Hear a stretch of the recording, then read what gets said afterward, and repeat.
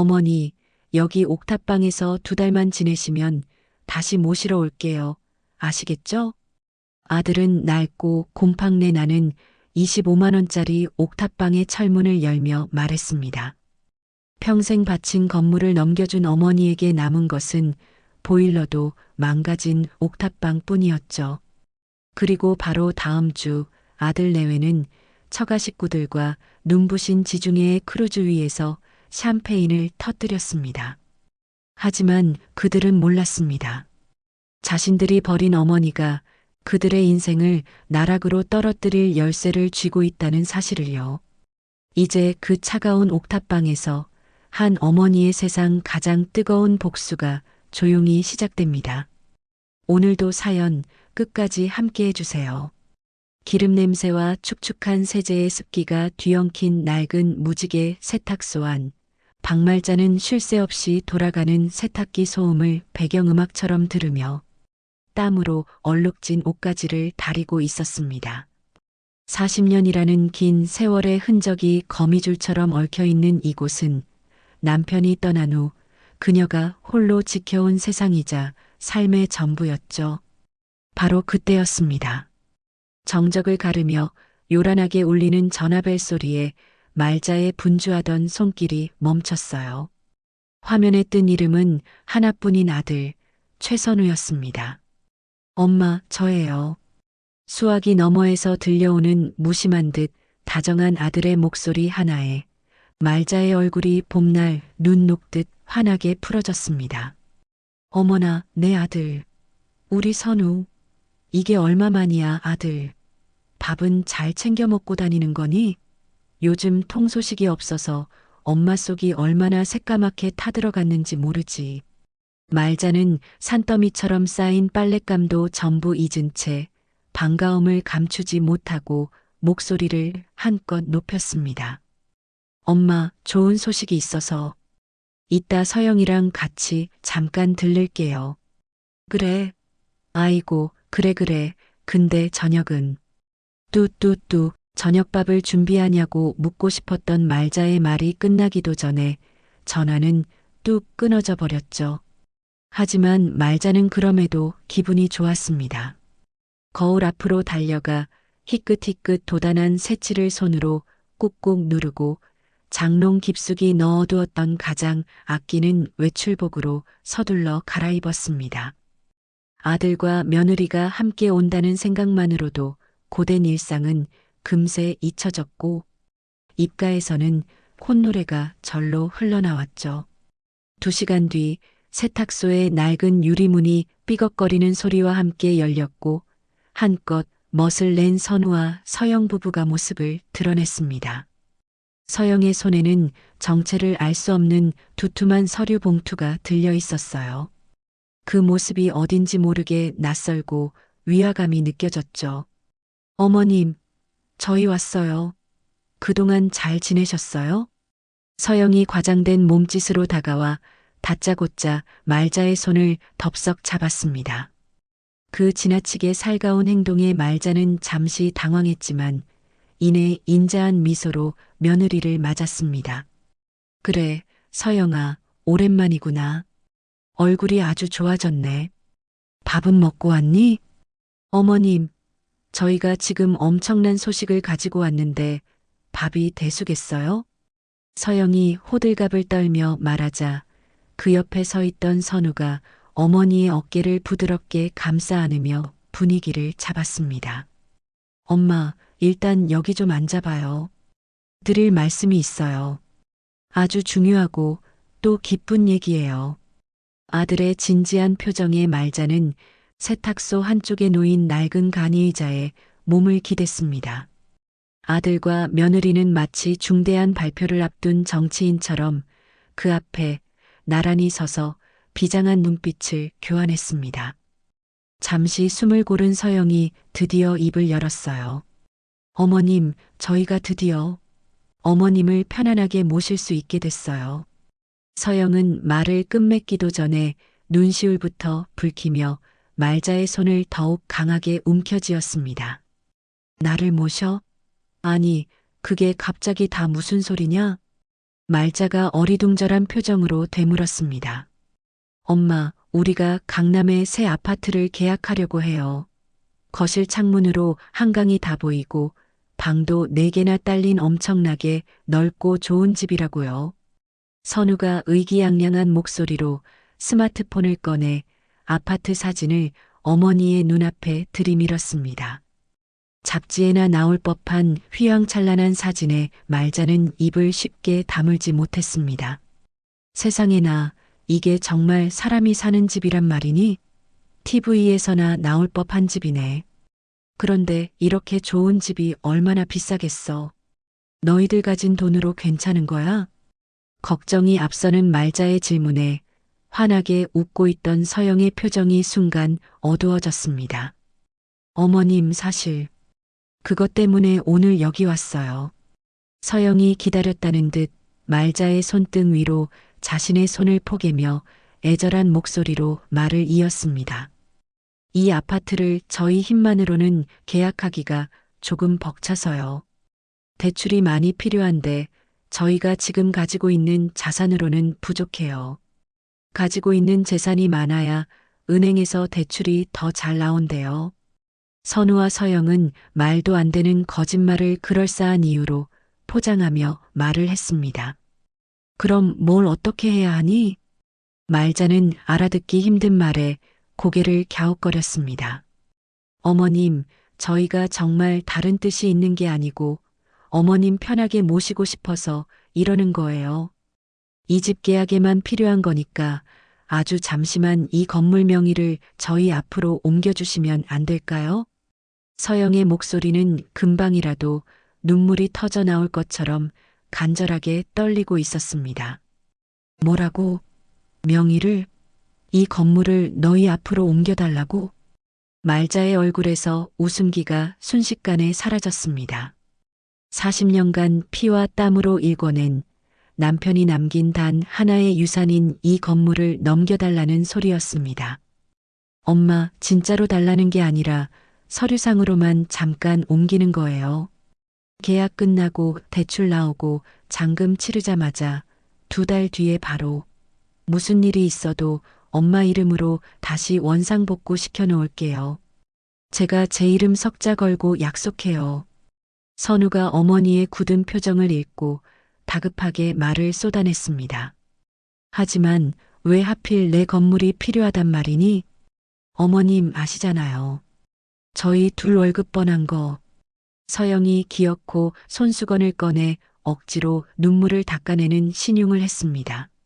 어머님, 그리고 저희 저 집 계약하면 이제 제발 이 지긋지긋한 기름 냄새 그만 맡으시고 저희랑 같이 살아요. 평생 고생만 하셨잖아요. 제가 매일 아침 저녁으로 맛있는 밥상 차려드릴게요. 엄마, 내 말 못 믿어요? 내가 평생 엄마 고생시키는 게 싫어서 얼마나 발버둥 치며 살았는데. 딱 한 번만, 이 아들 한 번만 믿어줘요. 이제 엄마 고생 끝, 행복 시작이라고요. 선우가 무릎이라도 꿇을 기세로 말자의 주름진 손을 부여잡았습니다. 말자는 아들의 눈물 어린 호소에 단단했던 마음이 속절없이 무너져 내렸습니다. 잠깐의 의심이 스쳤지만 아들의 저 간절한 눈빛을 차마 외면할 수는 없었습니다. 정말 2달 후면 다시 돌려주는 거 틀림없지? 그럼요, 어머님. 하늘이 두 쪽 나도 약속은 꼭 지킵니다. 며느리 서영이 기다렸다는 듯이 활짝 웃으며 대답했습니다. 엄마, 내가 엄마 아들이잖아요. 언제 엄마한테 거짓말한 적 있었어요? 선우의 확신에 찬 목소리에 말자는 결국 깊은 한숨과 함께 고개를 끄덕이고 말았습니다. 알았다. 그럼 서류는 어떻게 하면 되는 거니? 어머님, 다른 건 다 필요 없어요. 인감 도장만 주시면 됩니다. 나머지는 저희가 다 알아서 준비했으니까요. 서영이 냉큼 들고 있던 봉투에서 서류 뭉치를 꺼내 말자의 눈앞에 펼쳤습니다. 말자는 떨리는 손으로 세탁소 안쪽 낡은 금고 깊숙한 곳에 보관해 두었던 인감도장을 꺼내왔습니다. 남편과 함께 이 세탁소를 열 때 처음으로 만들었던 그녀의 인생이 고스란히 담긴 소중한 도장이었습니다. 엄마, 정말 고마워요. 이 은혜 평생 잊지 않고 효도할게요. 서영아, 우리 이제 엄마 호강시켜드릴 일만 남았다. 서류 위 자신의 이름 옆에 도장을 찍는 어머니의 모습을 보며 선우가 감격에 겨운 목소리로 말했습니다. 어머님, 이제 곧 저희 새 집에서 봬요. 서영이 세상을 다 가진 사람처럼 환한 미소로 손을 흔들었습니다. 무지개 세탁소를 막 빠져나온 선우와 서영은 시장 골목의 어지러운 인파를 헤치며 자신들의 번쩍이는 외제차에 올라탔습니다. 차 문이 묵직하게 닫히는 순간 바깥 세상의 소음과 냄새는 완벽하게 차단되었고 안락한 가죽 시트와 은은한 방향제 향기만이 그들을 감쌌습니다. 마치 다른 세상으로 순간 이동한 것 같았죠. 조금 전까지 눈물을 뚝뚝 흘리며 말자의 손을 붙잡던 서영은 핸드백에서 손거울을 꺼내 들더니 아무렇지 않게 눈가를 톡톡 닦아냈습니다. 언제 울었냐는 듯 그녀의 얼굴에는 교활한 미소가 번졌습니다. 자기야, 봤어? 어머님 마지막 표정. 완전히 우리한테 홀딱 넘어오셨어. 내가 연기 좀 하지? 서영이 콧소리를 내며 운전석에 앉은 선우의 팔을 툭 쳤습니다. 선우는 백미러로 점점 멀어지는 세탁소의 낡은 간판을 물끄러미 바라보고 있었습니다.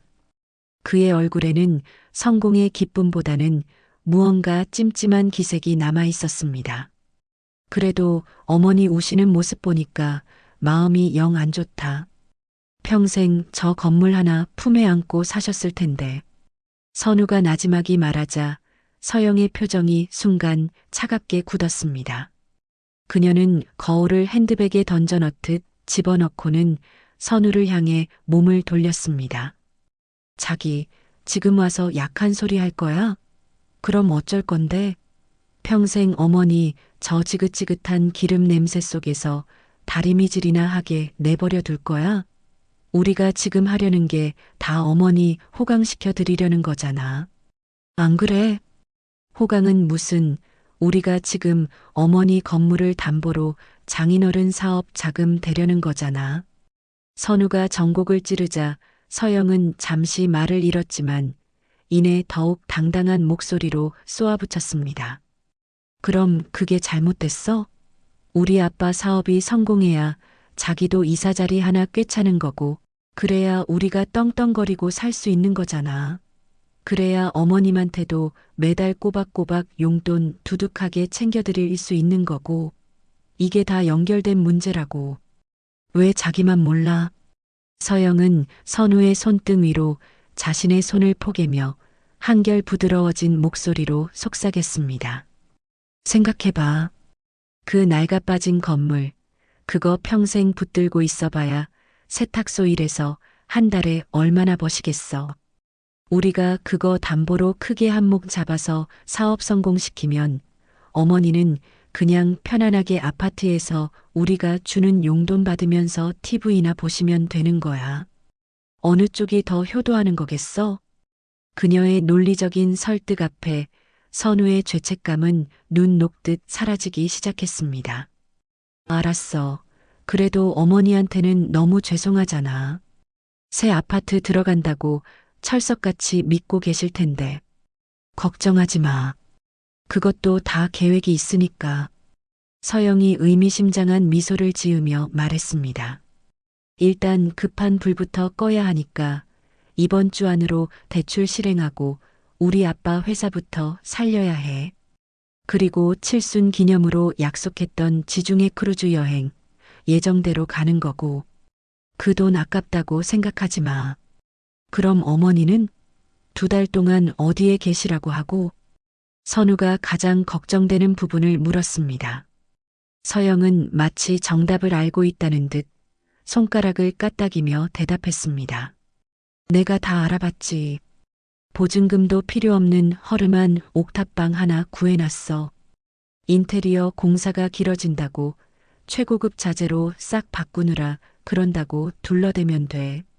2달만 거기서 지내시라고 하면 어머니 성격에 군소리 없이 그러실걸. 옥탑방이라고? 곧 겨울인데 너무 춥지 않을까? 어차피 잠깐인데 뭐 어때? 나중에 우리가 성공해서 진짜 좋은 집 사들이면 다 이해해 주실 거야. 자기야, 큰일을 하려면 사소한 건 좀 희생해야 하는 법이야. 알지? 서영은 그렇게 말하며 조수석에 깊숙이 몸을 기댔습니다. 그녀의 머릿속은 이미 지중해의 푸른 바다와 아버지 회사의 성공, 그리고 앞으로 펼쳐질 화려한 미래에 대한 상상으로 가득 차 있었습니다. 선우는 더 이상 아무 말도 하지 않았습니다. 그는 익숙하게 핸들을 돌려 시장 골목을 빠져나갔습니다. 선우의 차 안에선 말자의 평생이 담긴 인감도장이 들어있는 서류 가방이 뒷좌석에서 작게 덜컹거렸습니다.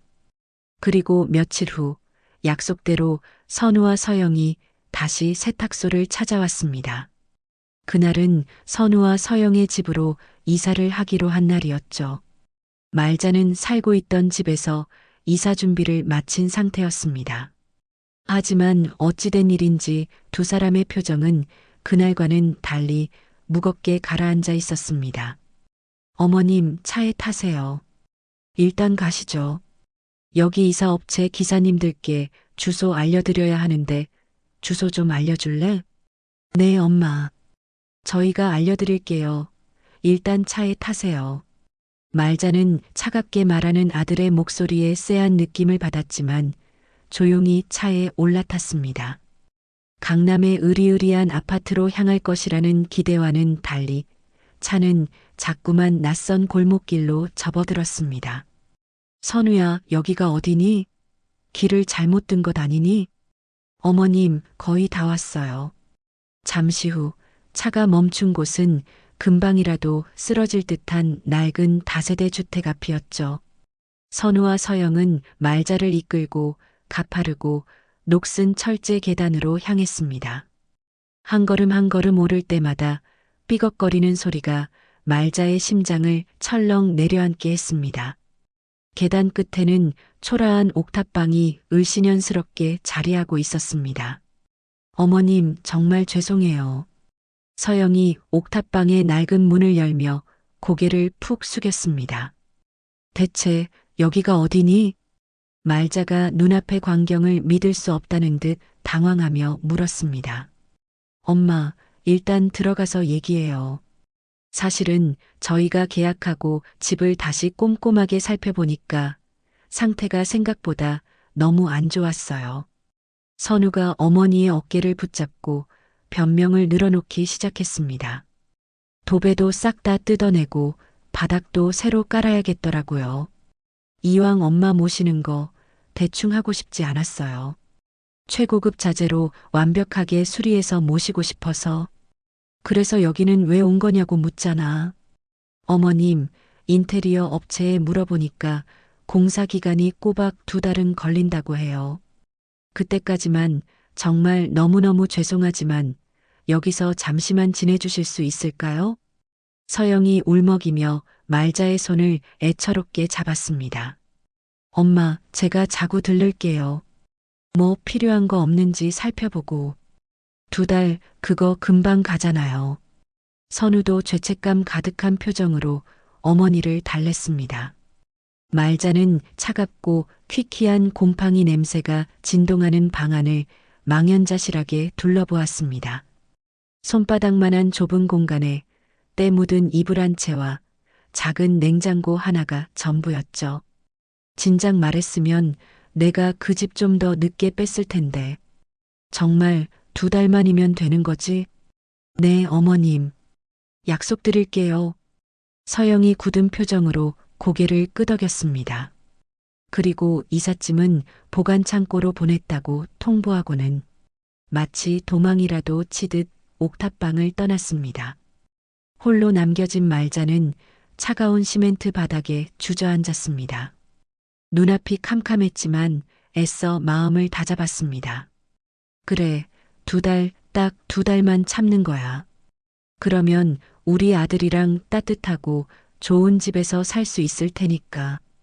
그녀는 벽에 걸린 낡은 달력을 내려 오늘로부터 60일 후의 날짜에 떨리는 손글씨로 새집 입주라고 적고는 동그라미를 그렸습니다. 그러나 일주일이 지나도록 아들에게서는 전화 한 통이 없었습니다. 기다리다 못해 먼저 전화를 걸면 회의 중이라는 짧은 문자만 돌아올 뿐이었습니다. 시간은 무심하게 흘러갔고 어느덧 칼바람이 부는 혹독한 겨울밤이 찾아왔습니다. 낡은 창문 틈새로 황소바람이 들어와 방 안의 온기를 모조리 앗아갔습니다. 덜컹, 끽끽. 그때 방 한구석에서 위태롭게 돌아가던 낡은 보일러가 기괴한 소리를 내더니 이내 잠잠해졌습니다. 완전히 멈춰버린 것이었습니다. 방 안의 온도는 급격히 떨어지기 시작했죠. 말자는 얇은 이불을 머리끝까지 뒤집었었지만 뼛속까지 파고드는 한기를 막을 수는 없었습니다. 이러다가 정말 얼어 죽는 건 아닌지 몰라. 입술이 파랗게 질리고 온몸이 사시나무처럼 덜덜 떨렸습니다. 바로 그 순간 머리맡에 놓아둔 휴대폰이 요란하게 울렸습니다. 화면에 뜬 이름은 멀리 부산에 사는 여동생 연자였습니다. 언니, 잘 지내고 있어? 수화기 너머로 들려오는 동생의 밝은 목소리에 말자는 겨우 정신을 차렸습니다. 연자야. 어머, 언니 목소리가 왜 그래? 어디 아파? 감기 걸렸어? 아니야, 괜찮다. 괜찮아. 말자가 떨리는 목소리를 감추며 힘겹게 대답했습니다. 아, 참. 언니, 내가 방금 서영이 SNS를 봤는데 우리 선우가 장모님 칠순이라고 처가 식구들 몽땅 데리고 지중해 크루즈 여행을 갔더라고. 세상에. 뭐라고? 크루즈 여행? 그것도 꿈의 여행지라는 지중해로 말이야. 니야, 우리 조카 정말 크게 성공했네. 내가 사진 바로 보내줄게. 전화를 끊자마자 띵하는 소리와 함께 문자가 도착했습니다. 떨리는 손으로 문자 메시지를 열자 눈이 부실 정도로 파란 지중해 바다 앞에서 샴페인 잔을 높이 든 아들과 며느리의 행복한 얼굴이 화면을 가득 채웠습니다. 그들의 옆으로는 화려한 드레스와 턱시도로 한껏 멋을 낸 사돈 식구들이 세상을 다 가진 듯 환하게 웃고 있었습니다. 나는 이 옥탑방에 처박아 놓고 처가 식구 데리고 크루즈 여행을 간 거야? 말자의 손에서 휴대폰이 힘없이 미끄러져 차가운 시멘트 바닥으로 떨어졌습니다. 쨍그랑하는 소리와 함께 액정 화면이 거미줄처럼 산산조각 났습니다. 깨진 화면 속에서도 아들 내외는 여전히 행복하게 웃고 있었습니다. 옥탑방의 칼날 같은 겨울바람이 그녀의 영혼까지 남김없이 얼려버리는 것 같았습니다. 다음 날 아침 말자는 끙하는 신음과 함께 간신히 몸을 일으켰습니다. 아들 내외가 남기고 간 지독한 배신감은 밤새 옥탑방의 냉기와 함께 박말자의 뼛속까지 스며들었습니다. 깨진 휴대폰 액정처럼 산산조각난 마음을 부여잡고 뜬 눈으로 밤을 새운 그녀의 몸은 천근만근 무거웠죠. 그럼에도 불구하고 평생 몸에 밴 습관은 어김이 없었습니다. 그녀는 얼음장처럼 차가운 물에 얼굴을 담그고 정신이 번쩍 들 때까지 세수를 했습니다. 그리고는 흐트러진 솜니부를 각 맞춰 개기 시작했습니다. 뭔가 이상해. 그 건물 다시 돌려주는 거 맞는 거야? 말자가 독백처럼 중얼거리며 이불을 번쩍 들어 올렸습니다. 축축한 이불을 옥상에 널기 위해 문으로 향하는 순간 밖에서 쇠계단을 쿵쾅거리며 뛰어 올라오는 다급한 발소리가 들렸습니다. 할머니, 안에 계세요? 곧이어 낡은 철문이 떨어져라 두드리는 소리가 옥탑방을 울렸습니다. 말자가 의아한 표정으로 문을 열자 숨을 헐떡이는 웬 젊은 청년이 서 있었습니다. 저기, 안녕하세요. 저는 이 아래층 건물주 손자, 이민호라고 합니다. 할아버지께 말씀 들었어요. 할머니께서 이 동네에서 제일 유명한 세탁소를 40년이나 하신다고. 민호가 절박한 표정으로 와이셔츠를 들어 보였습니다. 이게 어제 삼겹살집에서 입은 건데 기름이 튀고 거기다 고추장에 참기름까지 묻었어요. 오늘 아침 9시에 대기업 최종 면접인데 이게 제가 가진 유일한 정장 셔츠예요. 말자가 셔츠를 받아 자세히 살펴봤습니다. 기름 자국 위에 고추장의 붉은 색소가 깊게 스며들어 있었죠. 민호의 눈에 눈물이 그렁그렁했습니다. 기름의 색소라, 이건 정말 어려운 거야. 그럼 방법이 없을까요? 말자가 셔츠를 불빛에 비춰봤습니다. 오래된 기억들이 하나씩 떠올랐죠. 아니, 방법이 있어. 혹시 집에 밀가루랑 베이킹소다, 글리세린 있니? 밀가루랑 베이킹소다는 있는데. 글리세린이요? 24시 약국 찾아서 글리세린 사와 밀가루랑 베이킹소다도 가져오고, 집에 다리미도 가져와. 30분 뒤 민호가 헐레벌떡 옥탑방으로 돌아왔습니다. 할머니, 여기 다 가져왔어요. 근데 이걸로 뭐 하시는 거예요? 예전에 특수 얼룩 제거용으로 쓰던 거지. 말자가 정확한 비율로 재료들을 섞기 시작했습니다. 먼저 밀가루로 기름을 흡수시키고 베이킹소다로 색소를 분해한 다음 글리세린으로 섬유 깊숙이 스며든 얼룩을 밖으로 끌어내는 거야. 우와, 할머니, 이거 완전 과학이네요. 민호가 스마트폰을 꺼내 영상을 찍기 시작했습니다. 뭐 하는 거야? 저 유튜브 하거든요. 이런 건 처음 봐서 찍어도 될까요? 말자는 대답 없이 작업에 집중했습니다. 먼저 밀가루를 기름 부분에 뿌리고 10분간 기다렸죠. 그 다음 베이킹소다 반죽을 고추장 자국에 발랐습니다. 지금부터가 중요해. 온도가 딱 맞아야 돼. 말자가 미지근한 물에 글리세린을 섞고 솔로 조심스럽게 문지르기 시작했습니다. 붉은 얼룩이 조금씩 옅어지더니 서서히 사라졌죠. 헐, 진짜 지워지고 있어요. 40분 후 셔츠는 완벽하게 깨끗해졌습니다. 이제 다림질만 하면 돼. 정확한 온도와 압력으로 주름 하나 없이 셔츠가 펴졌죠. 완성이다. 민호가 셔츠를 받아들고는 입이 떡 벌어졌습니다. 대박! 이거 완전 새 옷 같아요. 그 지독한 얼룩이 흔적도 없이 사라졌어요. 면접 잘 봐. 할머니, 정말 감사해요. 얼마 드릴까요? 됐어. 가봐. 민호가 문을 나서다가 돌아섰습니다. 할머니, 제가 방금 찍은 영상 유튜브에 올려도 될까요? 옥탑방 세탁 요정이라는 제목으로요. 맘대로 해. 민호가 신나서 계단을 뛰어내려갔습니다. 그날 밤 민호가 올린 영상은 폭발적인 반응을 일으켰습니다. 세탁소도 포기한 기름 고추장 얼룩을 지워낸 할머니의 비법이라는 제목의 영상이 순식간에 퍼져나갔죠. 이런 분이 진짜 장인이다. 우리 엄마가 봤으면 얼마나 좋아했을까. 저 손놀림 보세요. 예술이네요. 댓글들이 수백 개씩 달리기 시작했습니다.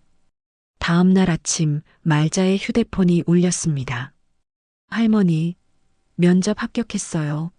그리고 할머니 영상이 지금 조회수 50만을 넘었어요. 말자는 무슨 말인지 이해할 수 없었습니다. 그게 무슨... 제가 지금 올라갈게요. 잠시 후 민호가 노트북을 들고 올라왔습니다.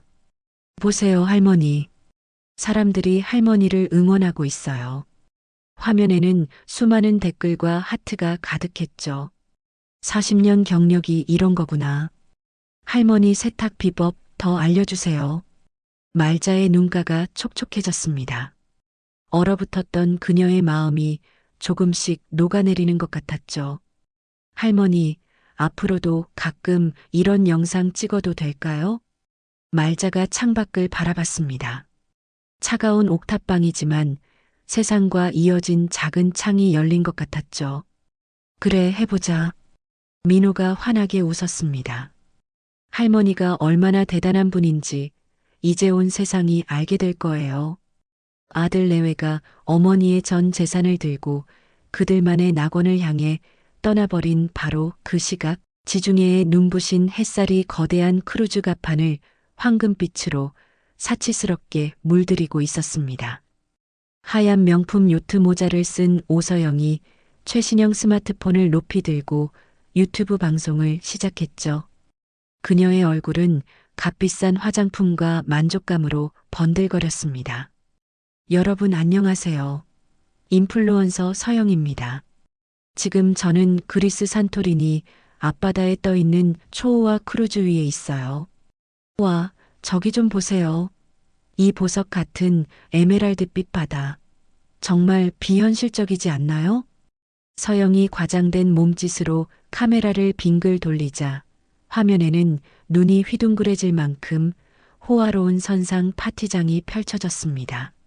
하늘을 찌르듯이 솟은 샴페인 타워와 신선한 해산물이 산처럼 쌓인 뷔페 테이블, 그리고 머리부터 발끝까지 값비싼 브랜드로 치장한 사람들이 행복에 겨워 웃고 떠드는 모습이 고스란히 담겼습니다. 이 모든 게 뭔지 아세요? 바로 저희 남편이 저희 친정엄마 칠순 기념으로 통 크게 쏜 거랍니다.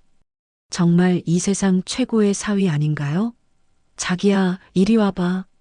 옆에서 샴페인 잔을 들고 있던 선우가 아내의 부름에 불편한 표정으로 돌아보았습니다. 여보, 방송은 이제 그만하고 밥이나 먹으러 가자. 사람들이 쳐다보잖아. 잠깐만. 우리 구독자님들이 자기 얼굴 보고 싶다고 난리란 말이야. 서영이 막무가내로 선우의 팔을 잡아 카메라 앞으로 끌어당겼습니다. 짜잔. 여러분, 제 옆에 있는 이 남자가 바로 그 능력남, 제 남편입니다. 우리 남편 덕에 제가 이렇게 호강하고 살아요. 자기야, 인사 한번 해줘. 선우가 마지못해 카메라를 향해 어색하게 손을 흔들었습니다. 바로 그때 그의 주머니에서 익숙한 벨소리가 울렸습니다. 화면에 뜬 어머니라는 세 글자에 그의 심장이 쿵 내려앉았죠. 어머니한테서 전화 왔네. 지금 받지 마. 미쳤어? 한창 분위기 좋은데 방송 끊을 일 있어? 서영이 카메라에 잡히지 않게 입모양으로 속삭이며 날카롭게 눈을 흘겼습니다. 그래도 무슨 일 있으신 거 아닐까? 무슨 일은 무슨 일.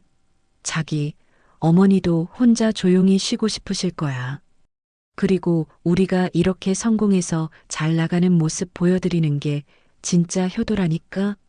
구질구질하게 전화 몇 통 하는 것보다 이게 100번 낫다고. 선우는 잠시 망설이다가 결국 통화 거절 버튼을 누르고 휴대폰을 주머니 깊숙이 밀어 넣었습니다. 마음 한구석이 바늘로 찌르는 듯 불편했지만 화려한 파티의 소음 속에서 애써 그 감각을 무시했습니다. 자, 여러분. 이제 저희 엄마 모시고 배 안에 있는 미슐랭 3스타 레스토랑으로 저녁 먹으러 갈 거예요. 따라오세요. 서영의 안내에 맞춰 화려한 보라색 드레스를 입은 그녀의 어머니가 우아하게 등장했습니다. 어머, 서영아, 이런 데는 너무 비싼 곳 아니니? 엄마, 무슨 그런 섭섭한 소리를 해. 하나뿐인 사위가 장모님 칠순이라고 크게 모시는데 당연히 최고급으로 해야지. 선우가 애써 미소를 지으며 장모의 손을 잡고 레스토랑으로 안내했습니다. 테이블 위에는 눈으로 보기에도 아까운 한 접시에 수십만 원을 호가하는 요리들이 차례로 올라왔습니다. 최서방, 고맙네. 우리 서영이 데리고 살기 힘들지 않아? 장모가 인자한 미소를 지으며 선우의 손을 다정하게 잡았습니다. 아닙니다, 장모님.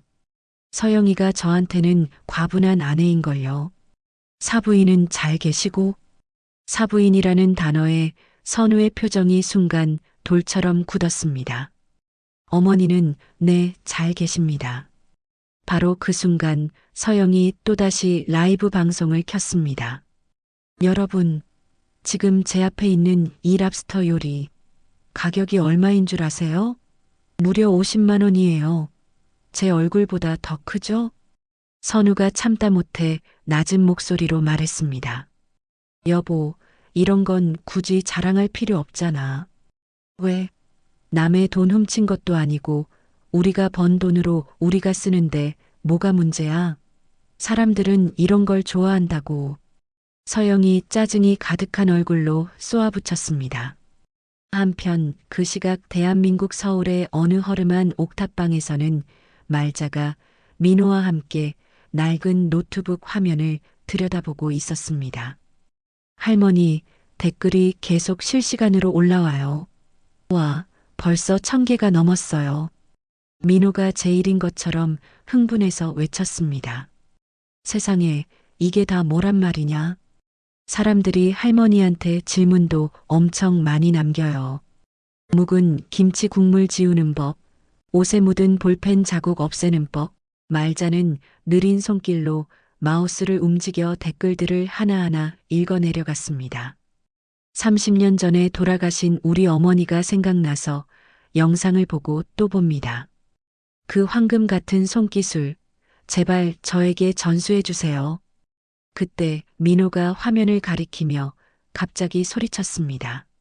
할머니, 할머니, 이거 한번 보세요. 화면에는 조금 긴 댓글 하나가 올라와 있었습니다. 영상 속 할머니, 혹시 예전에 강남구에서 무지개 세탁소 운영하셨던 사장님 아니신가요? 제가 20년 전에 결혼식 앞두고 웨딩드레스에 포도주스를 쏟아서 엉엉 울면서 찾아갔었는데 그때 제 드레스 완벽하게 살려주셨던 분 같은데 그때 정말 감사했습니다.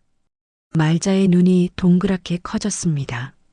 어머나 세상에, 이 사람. 아시는 분이세요, 할머니? 그럼 말지. 20년도 더 된 일인데 그 순간 말자의 기억은 2004년 5월 15일 화창한 토요일 오후로 향했습니다. 나른한 주말의 정적을 깨고 무지개 세탁소의 문이 부서져라 열리며 순백의 웨딩드레스를 입은 젊은 여자가 비명을 지르며 뛰어들어왔죠. 아름답게 빗어올린 머리 위에는 면사포가 위태롭게 걸쳐 있었고 공들여 한 화장은 눈물로 범벅이 되어 있었습니다. 사장님, 제발 좀 도와주세요. 다리미질을 하던 말자가 화들짝 놀라 신부에게 다가갔습니다. 아니, 이게 무슨 일이에요? 결혼식이 이제 1시간밖에 안 남았는데 드레스에 그만 포도주스를. 신부가 울먹이며 드레스 치마의 한 부분을 들어 보였습니다. 눈처럼 새하얀 실크 위로 끔찍한 보라색 얼룩이 축축하게 번져나가고 있었습니다. 근처 세탁소는 전부 안 된다고, 이건 절대 못 뺀다고 손사래를 쳤어요. 여기가 정말 마지막 희망이에요.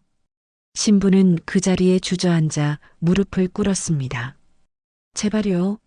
이건 저희 엄마가 물려주신 드레스예요. 이 드레스를 입고 결혼하는 게 하늘에 계신 엄마와의 마지막 약속이었어요. 말자가 황급히 신부를 일으켜 세웠습니다.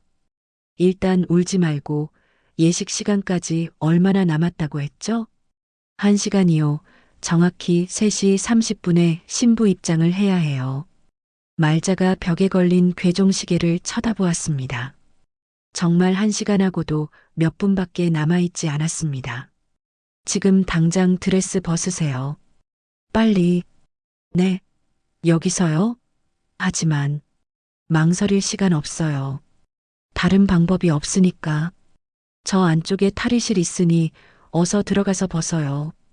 신부는 말자의 단호한 목소리에 이끌려 급하게 드레스를 벗어왔습니다. 얇은 속치마만 입은 그녀는 두려움과 추위에 덜덜 떨고 있었습니다. 말자는 드레스를 작업대 위에 조심스럽게 펼쳤습니다. 이미 포도주스는 최고급 실크의 섬세한 섬유 속으로 깊숙이 스며들어 있었습니다. 보통 방법으로는 절대 안 되겠군. 말자는 한치의 망설임도 없이 움직였습니다. 먼저 얼룩 뒷면에 두툼한 흰 수건을 받친 다음 시원한 탄산수를 그 위로 콸콸 쏟아부었습니다. 탄산의 기포가 직물 깊숙이 박힌 색소를 분해시켜서 위로 떠오르게 만들어요. 하지만 이것만으로는 어림도 없지. 그녀는 이어서 신선한 레몬즙과 고운 소금을 섞어 되직한 반죽을 만들었습니다. 레몬의 강력한 산성과 소금의 흡수력을 동시에 이용하는 거예요. 우리 조상님들의 지혜죠. 신부가 불안한 눈빛으로 그 모습을 지켜보았습니다. 사장님, 정말 얼룩이 빠질까요? 내가 이 일을 20년 넘게 했어요.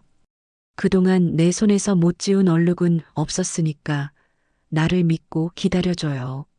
말자는 숨을 죽이고 신부의 인생이 걸린 얼룩과 조용한 사투를 벌였습니다. 10분, 20분, 괴종시계의 초침 소리가 옥죄듯 작업장을 울렸습니다. 어머, 사장님, 색이 빠지고 있어요. 신부가 희망에 찬 목소리로 외쳤습니다. 아직 안심하긴 일러요. 여기서 완전히 뿌리를 뽑아야 해. 말자는 마지막으로 소독용 알코올을 묻힌 솜으로 얼룩의 가장자리를 닦아내고 깨끗한 물로 헹궜습니다. 거짓말처럼 끔찍했던 보라색 얼룩은 흔적도 없이 사라졌습니다. 하지만 아직 끝이 아니었습니다. 이제 말려야 하는데 시간이. 말자는 가게에 있던 선풍기 세대를 총동원해 드레스에 바람을 쐬었습니다. 그리고 동시에 화로에서 뜨겁게 달궈진 아버지의 무쇠 다리미를 꺼내 들었습니다. 실크 같은 예민한 옷감은 뜨거운 다리미가 직접 닿으면 바로 녹아버려요. 반드시 얇은 천을 하나 덧대고 그녀의 정교하고 신속한 손놀림에 축축했던 드레스는 금세 뽀송뽀송해지고 주름 하나 없이 완벽하게 펴졌습니다. 다 됐어요. 시계를 보니 3시 15분이었습니다. 자, 15분 남았어요. 어서 빨리 입으세요. 신부가 황급히 드레스를 입고 거울 앞에 섰습니다.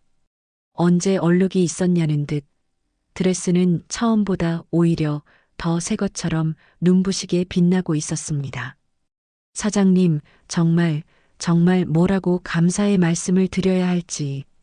신부는 이번에는 기쁨의 눈물을 쏟아냈습니다. 이제 그만 울어요. 그러다 예쁜 화장 다 번지겠네. 말자가 다정한 목소리로 손수건을 건넸습니다. 아, 근데 제가 드레스 입고 뛰쳐나와서 돈이. 결혼식 끝나고 신혼여행 잘 다녀오세요. 돈은 그때 줘요. 네, 정말요? 오늘 세상에서 가장 행복한 신부가 되세요. 어서 가봐요. 신랑 기다리겠다. 신부가 말자의 손을 꼭 잡았습니다. 사장님의 이 은혜, 평생 잊지 않고 살게요. 정말 감사합니다. 신부가 뛰어나가자 얼마 지나지 않아 멀지 않은 교회에서 예식을 알리는 종소리가 은은하게 들려왔습니다. 그날의 기억에서 깨어난 뒤 민호가 놀라움을 감추지 못했습니다. 우와, 대박. 할머니, 제가 답글 달아드릴게요. 뭐라고 써드릴까요? 그냥 지금은 잘 살고 있느냐고 그것만 좀 물어봐 다오. 민호가 빠르게 키보드를 두드려 답글을 올리자 거짓말처럼 곧바로 새로운 댓글이 달렸습니다. 세상에, 정말 사장님이셨군요. 네, 사장님 덕분에 저 결혼식 잘 치르고 지금은 아이 셋 낳고 행복하게 잘 살고 있어요. 그런데 사장님은 왜 옥탑방에 계시는 거예요? 말자가 그 글을 보며 쓸쓸하게 웃었습니다. 인생이라는 게 다 그런 거 아니겠니? 그때 마치 약속이라도 한 듯 또 다른 댓글이 올라왔습니다. 저도 사장님 기억해요. 10년 전에 저희 남편 마지막 가시는 길 영정사진에 쓸 옷에 얼룩이 묻어서 찾아갔었는데 그때 저를 따뜻하게 위로해 주셔서 얼마나 큰 힘이 되었는지 모릅니다. 저도요. 5년 전 취업 최종 면접 보러 가다가 칼에 쏟아서 망연자실했는데 사장님이 30분 만에 감쪽같이 지워주셨잖아요. 덕분에 저 그 회사 합격해서 지금 대리됐어요.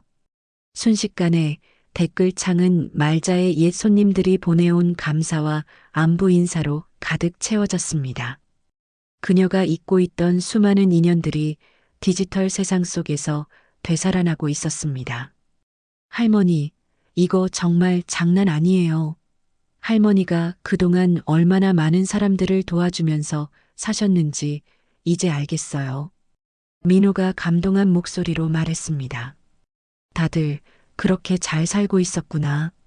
말자의 메마른 눈가가 어느새 촉촉하게 젖어들었습니다. 그때 민호의 휴대폰이 요란하게 울렸습니다. 네. 아, 네. 지금요? 아, 정말입니까? 네, 알겠습니다. 민호가 흥분을 감추지 못하고 전화를 끊더니 말자를 돌아보았습니다. 할머니, 방금 KBC 방송국 작가한테서 연락 왔어요. 세상에 이런 장인이라는 프로그램인데 할머니 이야기를 꼭 좀 취재하고 싶대요. 방송국? 아이고, 내가 뭘 안다고. 난 그런 거 못해. 할머니, 이건 하늘이 주신 기회예요. 할머니의 놀라운 기술을 더 많은 사람들에게 알릴 수 있다고요. 말자가 망설이고 있을 때 노트북 화면에 새로운 알림이 떴습니다. 쪽지 한 통이 도착해 있었습니다. 안녕하세요, 박말자 선생님. 저는 스타트업 클린 팩토리 대표 한채윤입니다. 유튜브 영상을 보고 선생님을 꼭 한번 만나 뵙고 싶어 연락드렸습니다. 민호가 그 이름을 보더니 의자에서 벌떡 일어날 뻔했습니다. 할머니, 이 사람 진짜 유명한 사업가예요. 자수성가한 최연소 여성 CEO로 텔레비전에도 몇 번이나 나왔던 사람이라고요. 말자가 믿기지 않는다는 듯 메시지를 다시 읽었습니다. 저는 어린 시절 편찮으셨던 어머니와 함께 선생님의 세탁소에 자주 갔었습니다. 교복에 묻은 얼룩을 빼주시며 늘 따뜻한 격려를 아끼지 않으셨죠. 그때의 은혜를 아직도 잊지 못하고 있습니다. 괜찮으시다면 내일이라도 당장 찾아뵙고 상의 드릴 일이 있습니다. 어느덧 해가 저물고 옥탑방의 작은 창문으로 따스한 저녁 햇살이 스며들어 왔습니다. 지중해의 바다 위에서 아들 내외가 공허한 탐욕의 시간을 보내고 있을 때 서울의 가장 낮은 곳, 이 차갑고 초라한 옥탑방에서는 가장 눈부시고 찬란한 기적이 조용히 피어나고 있었습니다. 다음 날 오후 좁은 시장 골목길 안으로 고급스러운 검은색 세단 한 대가 소리 없이 미끄러져 들어왔습니다. 주변의 낡은 상점들과는 어울리지 않는 그 차의 등장은 골목 전체의 시간을 잠시 멈추게 했습니다. 운전기사가 정중하게 차 문을 열자 몸에 완벽하게 맞는 감색 정장을 단정하게 차려입은 젊은 여성이 내렸습니다. 그녀의 당당한 걸음걸이와 지적인 분위기는 한눈에도 평범한 사람이 아님을 말해주었습니다. 스타트업 클린 팩토리의 대표 한채윤이었습니다. 민호가 미리 쇠계단 아래로 내려와 기다리고 있다가 그녀를 깍듯하게 맞이했습니다. 대표님 오셨습니까? 이쪽입니다. 계단이 낡고 가파르니 조심하십시오. 괜찮아요. 안내해줘서 고마워요. 채윤은 가파른 계단을 한 칸 한 칸 오르며 시멘트벽 곳곳에 음습하게 피어난 곰팡이 자국과 위태롭게 얽힌 전선들을 물끄러미 쳐다보았습니다. 그녀의 얼굴에 스쳐가는 안타까운 표정을 민호는 놓치지 않았습니다. 마침내 옥탑방 문 앞에 도착하자 민호가 조심스럽게 문을 두드렸습니다. 할머니, 약속하신 손님 오셨어요. 잠시 후 낡은 철문이 안으로 열렸습니다. 말자는 밤새 잠을 설쳤음에도 불구하고 평생의 습관처럼 머리를 단정하게 빗고 가장 깨끗한 옷으로 갈아입은 채 손님을 맞이했습니다. 하지만 혹독한 추위까지 가릴 수는 없어 그녀의 얼굴은 창백했습니다. 어서 오세요. 누추한 곳까지 찾아오셨네요. 선생님, 안녕하세요. 한채윤입니다. 채윤이 허리를 90도로 숙여 정중하게 인사했습니다. 방 안으로 들어선 그녀는 살을 애는 듯한 방 안의 냉기에 저도 모르게 어깨를 움츠렸습니다. 아이고, 보일러가 그만 고장이 나버려서 추울 텐데 어서 이리 와서 앉으세요. 말자가 방바닥에 놓인 낡은 방석을 내밀었습니다. 선생님, 실례지만 먼저 이것부터 좀 드셨으면 합니다. 채윤이 들고 온 가방에서 고급스러운 보온병을 꺼냈습니다. 뚜껑을 열자 향긋한 유자향과 함께 하얀 김이 모락모락 피어올랐습니다. 날이 추워서요. 따뜻한 유자차예요. 제가 아침에 직접 정성껏 만들었습니다. 고맙습니다. 마음 씀씀이가 참 곱네요. 말자가 건네받은 찻잔을 두 손으로 감싸 쥐었습니다. 손끝을 통해 전달되는 따스한 온기가 마치 온몸으로 퍼져나가는 듯 했습니다. 아들 내외가 떠난 후 처음으로 느껴보는 사람의 온기였습니다. 선생님, 혹시 10수년 전의 저를 기억하실는지요? 채윤이 따뜻한 차를 한 모금 마신 후 조심스럽게 물었습니다.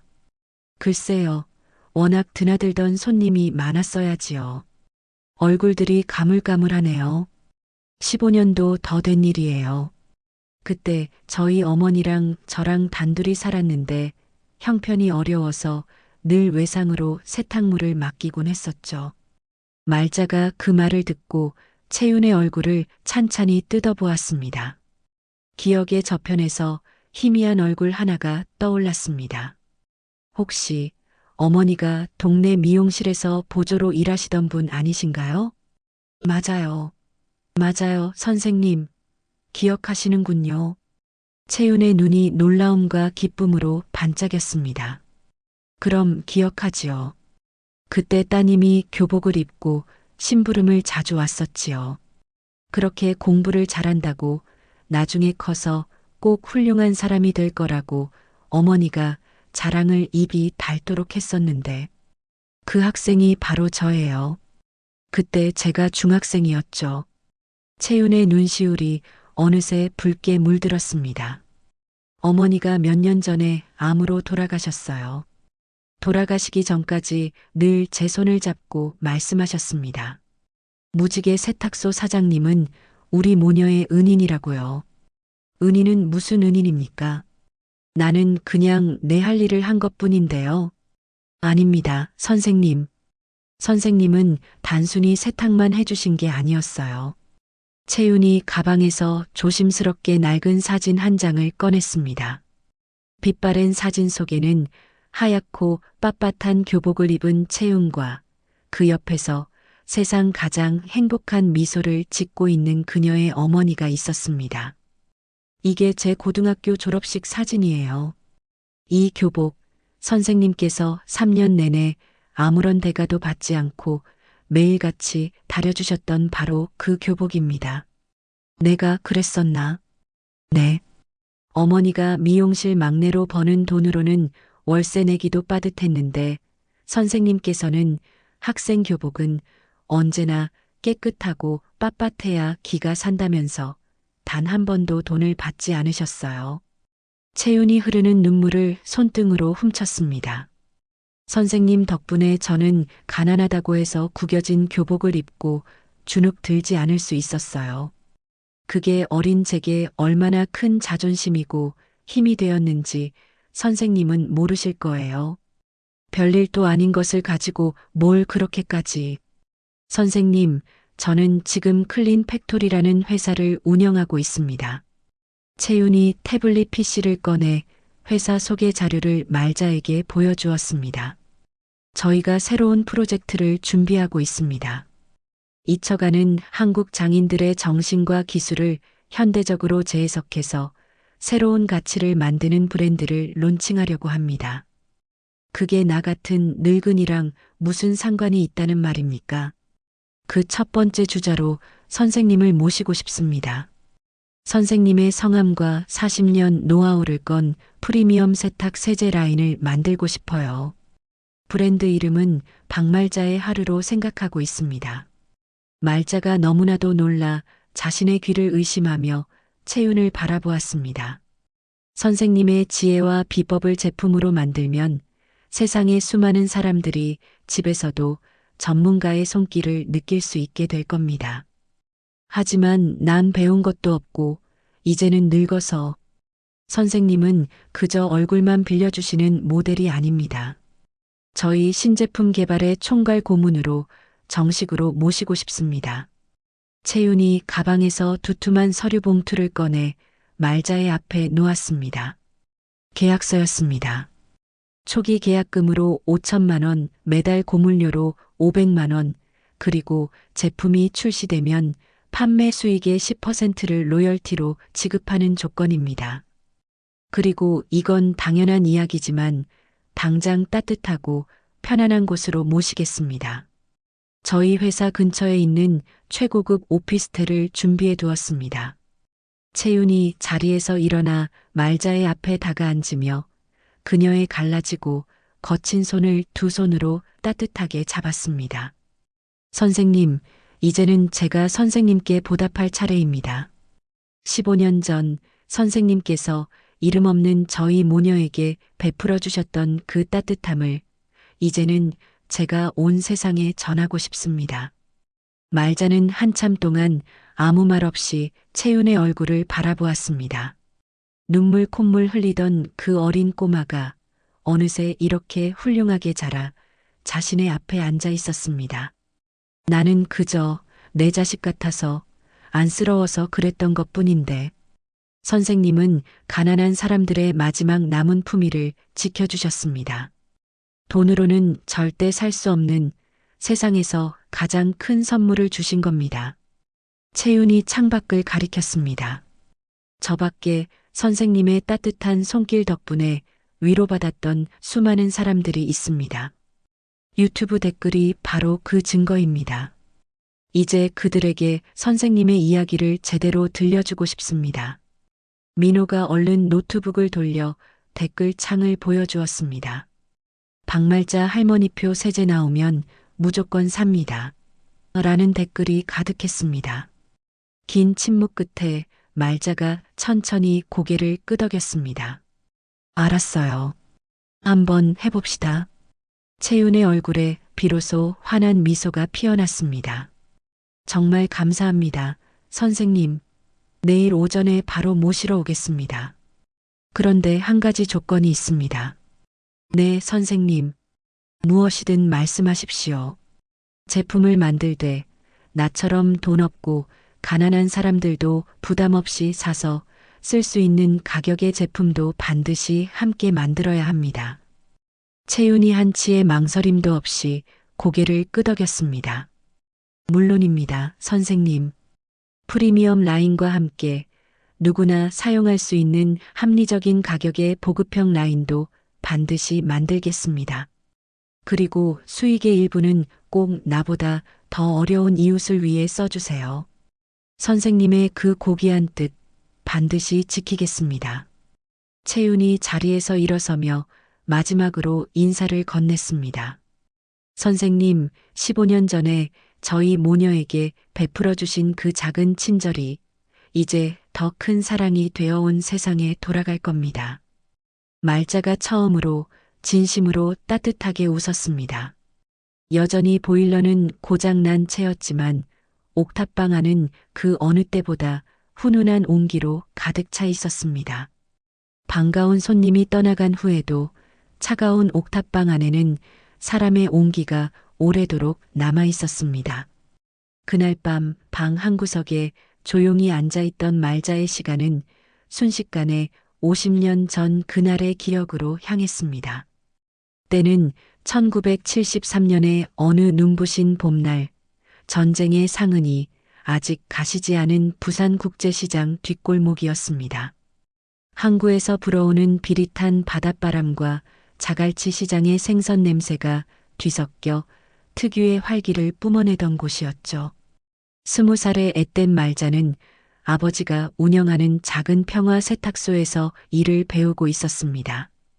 그녀의 아버지는 굵고 투박한 손으로 세상의 어떤 얼룩이라도 지워내는 골목의 명물이었습니다. 말자야, 일로 좀 와보래이. 석탄 난로 위에서 펄펄 끓는 물주전자를 내리던 아버지가 굵은 음성으로 말자를 불렀습니다. 작업대 위에는 이제 막 세탁을 마친 하얀 와이셔츠 한 장이 곱게 펼쳐져 있었습니다. 이거는 내일 서울로 면접 보러 간다는 총각 옷이다. 목덜미에 요래 누런 땀 자국이 희미하게 남아있지? 보이지? 네, 아버지. 보여요. 이런 거는 그냥 뜨거운 다리미로 냅다 문지르기만 하면 안 되는 기다. 옷감이 상할 뿐더러 때는 더 깊숙이 파고들거든. 자, 잘 지켜봐라. 아버지는 마치 의사가 수술 도구를 다루듯 식초를 묻힌 헝겊으로 얼룩 부분을 조심스럽게 두드리고 그 위에 고운 소금을 살살 문질렀습니다. 그리고는 화로에 달궈두었던 거대한 무쇠 다리미를 집게로 들어 올렸죠. 다리미는 모름지기 이래 무게가 묵직해야 하는 기다. 요즘 나오는 가벼운 놈으로는 옷의 겉주름만 펴지지 옷의 심지까지 빳빳하게 펴지는 법이 없거든. 증기 구멍 하나 없는 투박한 쇳덩어리였지만 아버지의 손안에서 다리미는 마치 살아있는 생물처럼 셔츠 위를 미끄러졌습니다. 치익 하는 소리와 함께 하얀 김이 피어오르며 마법처럼 모든 주름과 얼룩이 자취를 감추었습니다. 말자야, 우리가 하는 일이 그냥 남의 옷이나 빨아서 먹고 사는 일이라고 생각하나? 아버지가 다림질을 잠시 멈추고 땀을 닦으며 물었습니다. 아니면요? 우리는 사람의 품격을 다리는 기다. 생각해봐라. 구겨진 옷을 입고 세상에 나가면 어깨도 움츠러들고 마음까지 구겨지는 법이거든. 품격 말씀이세요? 그렇지. 저 총각이 내일 이 빳빳하고 새하얀 셔츠를 입고 면접장에 들어선다고 생각해봐라. 저절로 어깨가 펴지고 목소리에 힘이 들어가고 없던 자신감도 생겨날 기다. 그 자신감을 만들어주는 게 바로 우리가 하는 일이야. 아버지는 다시 묵묵히 다리미를 움직였습니다. 이 다리미는 네 할아버지가 쓰시던 물건이다. 외놈들한테 나라 뺏겼던 시절부터 쓰셨다 하더구나. 무게가 자그마치 10kg나 나가는데 이걸로 한번 다려내면 죽은 옷도 살려낼 수 있다. 너무 무거워요, 아버지. 전 아직 손목이 아파요. 무거운 만큼 정직한 기다. 가벼운 물건은 손에 쥐기는 쉬워도 그만큼 쉽게 잊히는 법이야. 하지만 무거운 것은 다루기는 힘들어도 그 손맛이 평생 몸에 남고 그 결과물도 오래가는 법이지. 아버지가 마침내 완성된 셔츠를 옷걸이에 걸어들어 보였습니다. 작업장 창문으로 쏟아져 들어오는 봄 햇살에 셔츠가 눈이 부실 정도로 새하얗게 빛났습니다. 자, 이제 네가 한번 해보래이. 말자가 떨리는 손으로 무거운 다리미를 들었습니다. 손목이 부서질 듯 아팠지만 아버지가 가르쳐준 대로 천천히 온 마음을 다해 옷 위로 다리미를 움직였습니다. 그래, 그래. 바로 그거다. 다리미질은 마음이 급하면 옷을 태워 먹는 기다. 천천히 정성을 들여서. 그때 가게의 낡은 문이 열리며 검은 상복을 든 아주머니 한 분이 울먹이며 들어왔습니다. 사장님, 이거 내일 아침까지 꼭 좀 부탁드립니다. 갑자기 시어머니께서 상을 당하셔서. 아이고 저런. 얼마나 상심이 크시겠습니까? 걱정 붙들어 매십시오. 제가 오늘 밤을 새워서라도 제일 곱게 다려놓겠습니다. 아버지가 공손하게 상복을 받아들었습니다. 그런데 제가 지금 경황이 없어서 세탁비는 나중에 드려도 괜찮을까요? 아이고, 상중에 무슨 돈 타령입니까? 어서 가서 장례 잘 치르시고 나중에 마음 편해지실 때 아무 때나 들르십시오. 아주머니가 고맙다고 몇 번이나 허리를 숙이며 눈물을 글썽인 채 가게를 나섰습니다. 아버지, 돈도 안 받으시고요? 말자야, 세상에는 돈보다 중요한 일이 있는 법이다. 사람의 마지막 가시는 길을 단정하고 깨끗하게 해드리는 것만큼 귀한 일이 어디 있겠나? 아버지는 그 어떤 옷보다도 더 정성스럽게 상복을 다루기 시작했습니다. 무쇠 다리미가 식으면 아궁이에서 다시 뜨겁게 달구고 또다시 정성껏 다리고 그 과정을 수없이 반복했습니다. 새벽녘이 되어서야 모든 일이 끝났습니다. 그리고 10년 뒤 아버지는 말없이 자신의 손때가 묻은 무쇠 다리미를 말자의 손에 쥐어주었습니다. 말자야, 이제부터는 이 다리미를 네가 가져라. 아버지께서 쓰셔야지요. 나는 이제 늙어서 이 무거운 걸 들 힘이 붙인다. 이제는 네가 이 다리미의 새 주인이 되어야지. 아버지의 따뜻하고 커다란 손이 말자의 손을 감쌌습니다. 이 다리미로 사람들의 구겨진 마음과 품격을 지켜주거라. 절대로 돈이 목적이 되어서는 안 된다. 우리는 그저 빨래꾼이 아니라 사람의 삶을 만지는 장인이니까. 알겠지? 그렇게 과거의 기억에서 깨어난 말자는 다음 날 아침 이삿집 보관센터로 향했습니다. 그곳에서 다른 건 몰라도 그 무쇠 다리미는 꼭 가지고 오고 싶었거든요. 이삿집 보관센터에 도착한 말자는 50년 전에 그 무쇠 다리미를 찾아 차가운 가슴에 꼭 껴안았습니다. 차가웠던 쇠붙이가 어느새 그녀의 체온으로 미지근하게 데워졌습니다. 아버지, 저 아버지 딸 박말자 잘하고 있는 거 맞지요? 아버지가 가르쳐 주신 대로 무겁지만 정직하게 살려고 발버둥 쳤는데 뜨거운 눈물 한 방울이 다리미 위로 툭 떨어졌습니다. 선우한테도 아버지의 마음을 전해주고 싶었는데 그 아이 눈에는 이게 그저 돈 안 되는 무거운 고철덩이로만 보였나 봅니다. 말자가 손수건으로 다리미에 묻은 세월의 먼지와 자신의 눈물을 함께 닦아냈습니다. 50년의 시간이 깃들어 있었지만 다리미는 여전히 묵직한 장인의 무게를 고스란히 간직하고 있었습니다. 아버지가 제게 주신 이 무거운 다리미처럼 저도 무겁지만 정직하게 제 마지막 소임을 다하고 가겠습니다. 말자는 그렇게 다리미와 낡은 앨범 그리고 자신이 쓰던 세탁 도구 몇 개를 챙겨 옥탑방으로 돌아왔습니다. 아버지의 묵직한 다리미를 품에 안고 잠이 든 다음 날 아침 옥탑방의 작은 창으로 눈부신 햇살이 쏟아져 들어왔습니다. 어둠과 냉기만이 가득했던 공간에 처음으로 찾아온 따스한 아침 햇살이었습니다. 이른 아침부터 한채윤 대표가 보낸 전문 이삿짐 센터 직원들이 도착해 말자에 얼마 되지 않는 짐을 옮기기 시작했습니다. 그들은 낡고 허름한 물건 하나하나를 마치 귀한 도자기를 다루듯 조심스럽게 포장했죠. 할머니, 제가 들게요. 보기에도 엄청 무거워 보이는데요. 옆에서 돕던 이민호가 다리미가 든 상자를 번쩍 들어 올리려다가 그 자리에 굳어버렸습니다. 헉! 할머니, 이 상자 안에 혹시 벽돌 넣으셨어요? 이게 어떻게 된 거예요? 살살 다뤄줘, 민호야. 우리 아버지 유품이야. 그때 이삿짐을 거의 다 나른 직원이 다가와 정중하게 말했습니다. 선생님, 이제 슬슬 출발하셔야겠습니다. 새 숙소에 가셔서 편안하게 쉬셔야죠.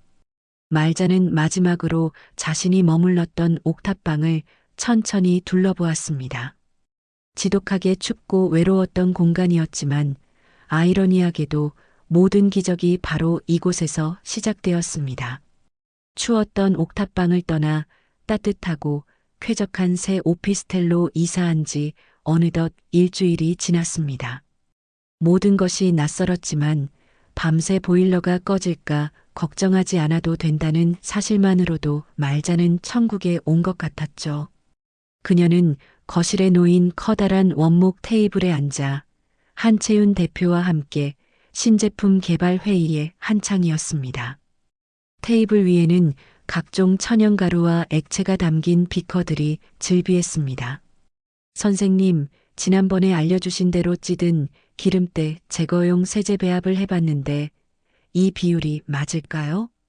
채윤이 전문가용 저울로 계량한 가루들을 보여주며 물었습니다. 말자가 손끝으로 가루를 조금 만져보고 냄새를 맡더니 고개를 저었습니다. 아니요, 대표님. 베이킹소다 양을 여기서 한 스푼은 더 넣어야 해요. 그리고 과탄산소다는 너무 많이 넣으면 옷감이 상하니 반으로 줄이고요. 그래야 옷감 손상 없이 기름때만 쏙 빠집니다. 아, 역시 선생님의 노하우는 책에서는 절대 배울 수 없는 거네요. 채윤이 감탄하며 태블릿 PC에 말자의 조언을 꼼꼼하게 받아 적었습니다. 바로 그때 현관문이 열리며 민호가 흥분한 얼굴로 뛰어들어왔습니다. 할머니, 대박. KBC 방송국에서 또 연락 왔어요. 지난번에 취재하고 싶다고 했던 그 팀인데 할머니 이야기가 너무 감동적이라서 단편 다큐멘터리로 꼭 만들고 싶대요. 말자가 단호하게 고개를 저었습니다. 나는 그런 거 안 한다고 전해줘. 네.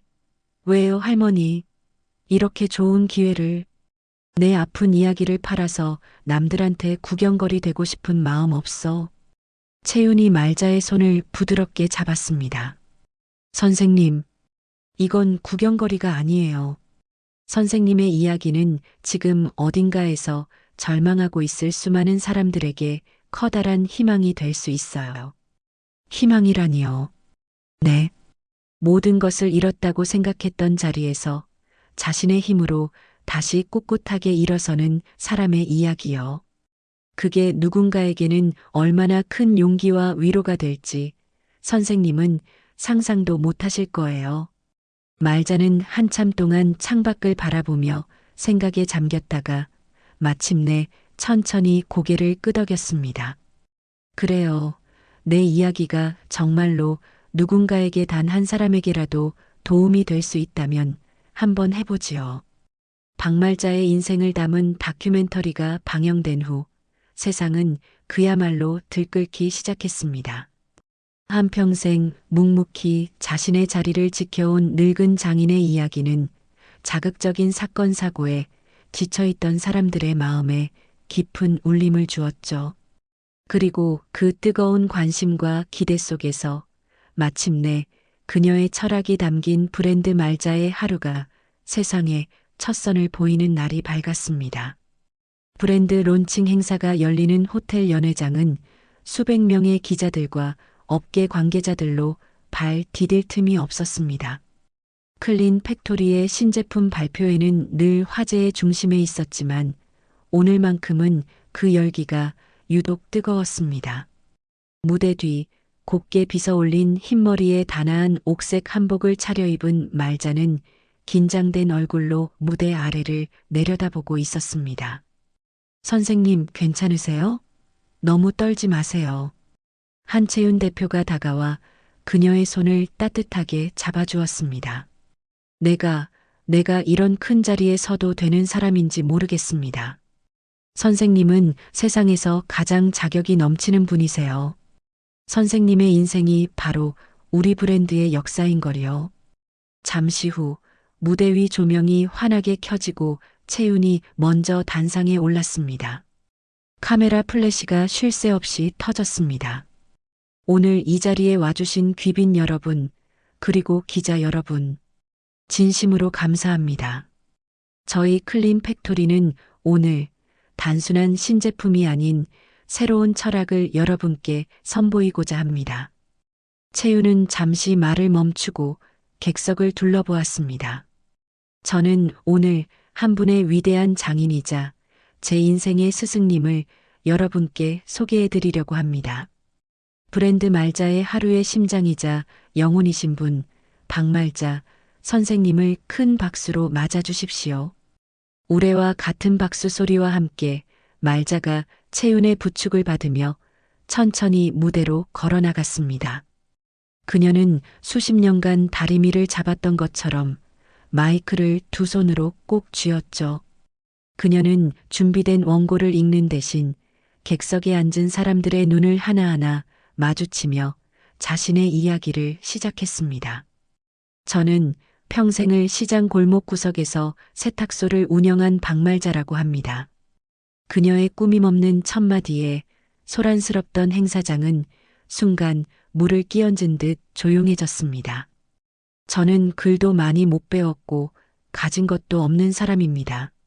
제가 평생 할 줄 알았던 것은 그저 정직하게 땀 흘려 때를 빼고 구겨진 옷을 반듯하게 펴는 것뿐이었습니다.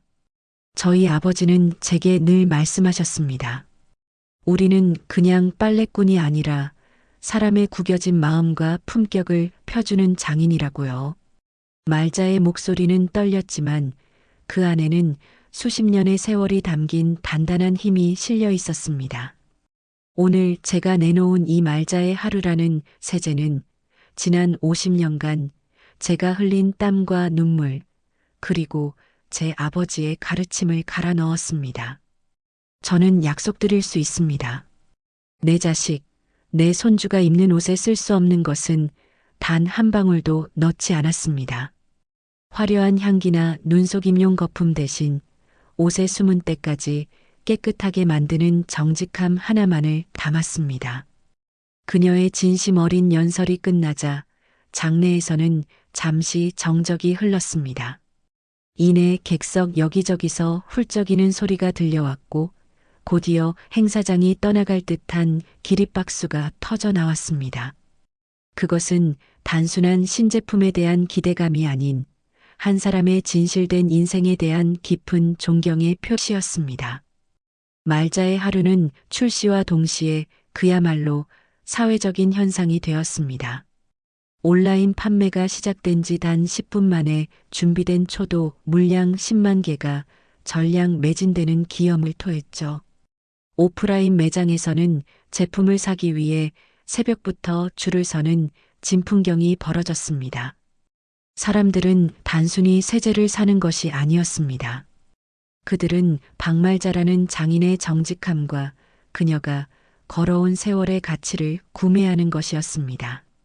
TV와 신문은 연일 그녀의 기사를 대서특필하기 시작했습니다. 곰팡내 나던 옥탑방에서 존경받는 장인으로 국민 멘토 박말자의 인생 역전 스토리. 가짜 명품에 지친 시대, 진짜 장인 정신에 열광하다. 박말자 신드롬, 대한민국의 정직의 가치를 묻다. 박말자는 더 이상 초라한 옥탑방의 무명 노인이 아니었습니다. 그녀는 대한민국에서 가장 신뢰받는 얼굴이자 정직과 성실의 상징이 되었습니다. 그녀의 말 한마디 한마디는 어록이 되어 퍼져나갔고 그녀가 다큐멘터리에서 입었던 낡은 조끼마저 완판 행렬을 기록했습니다. 초라했던 과거는 이제 그녀의 진정성을 증명하는 가장 강력한 서사가 되어 그녀를 세상 가장 높은 곳으로 화려하게 비상시키고 있었습니다. 이 모든 영광의 중심에서 말자는 자신의 새로운 오피스텔 서재에 앉아 조용히 아버지의 낡은 다리미를 닦고 있었습니다. 창밖으로 보이는 서울의 화려한 야경도 연일 쏟아지는 세상의 찬사도 그녀의 마음을 흔들지는 못했습니다. 그녀는 그저 아버지의 가르침을 세상에 내놓았다는 깊고 평온한 만족감에 휩싸여 있을 뿐이었습니다. 말자가 세상의 존경과 찬사를 한 몸에 받으며 눈부신 나날을 보내고 있을 무렵 그녀를 옥탑방으로 내쫓았던 아들 내외는 끝을 모르고 나락으로 추락하고 있었습니다. 아들 최선우는 어머니의 건물을 담보로 얻은 대출금을 주식에 쏟아부었지만 그가 투자한 종목들은 모조리 휴지 조각이 되어버렸죠. 결국 어머니의 평생이 담겼던 상가 건물은 차가운 경매 매물로 넘어가 헐값에 팔렸고 부부는 순식간에 수억 원대의 빚더미 위에 올라앉게 되었습니다.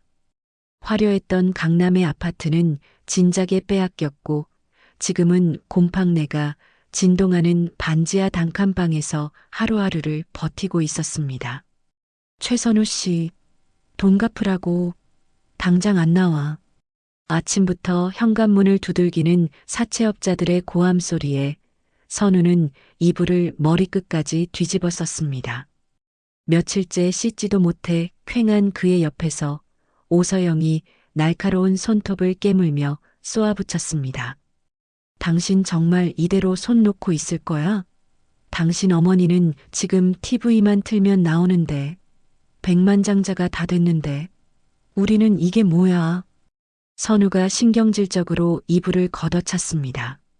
그럼 어쩌라고. 다 당신 아버지 사업에 돈 대주다가 이렇게 된 거 아니야. 뭐, 지금 그걸 내 탓으로 돌리는 거야? 주식에 눈이 뒤집혀서 돈 날린 건 당신이잖아. 서로를 향한 비난과 원망이 독처럼 번져나가던 그때 서영의 눈이 번뜩였습니다. 그녀는 남편에게 다가가 그의 어깨를 잡았습니다. 여보, 우리에게 아직 마지막 방법이 하나 남았어. 방법은 무슨?